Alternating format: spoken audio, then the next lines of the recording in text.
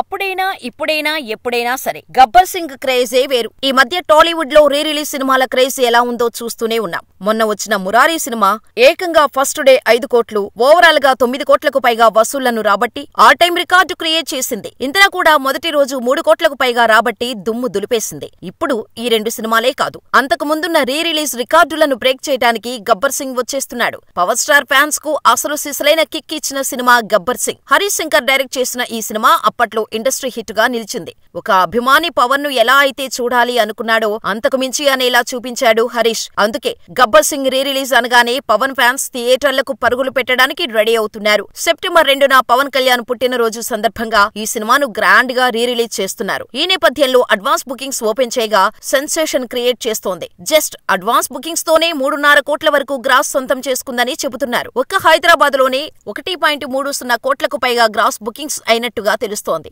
Total గా నైజాంలో 1.5 కోటి, ఆంధ్ర సీరియల్లో 1 కోటి బుకింగ్స్ కలుపుకొని 2 తెలుగు రాష్ట్రాల్లో 2.6 కోట్లు, రెస్ట్ ఆఫ్ ఇండియా, ఓవర్సీస్ కలుపుకొని మొత్తంగా 3.25 కోట్ల గ్రాస్ రాబట్టినట్టుగా చెబుతున్నారు. ఈ నెంబర్ 3.5 కోట్లు దాటి సెన్సేషన్ దిశగా వెళ్లనుందని ట్రేడ్ వర్గాలు అంచనా వేస్తున్నాయి. ఖచ్చితంగా ఈ cinema first day re release collections లో ఆల్ టైమ్ రికార్డు క్రియేట్ చేయటం గ్యారంటీ అంటున్నారు. మరి బుకింగ్సే ఇలా ఉంటే ఇక థియేటర్ల పరిస్థితి ఎలా ఉంటుందో చూడాలి.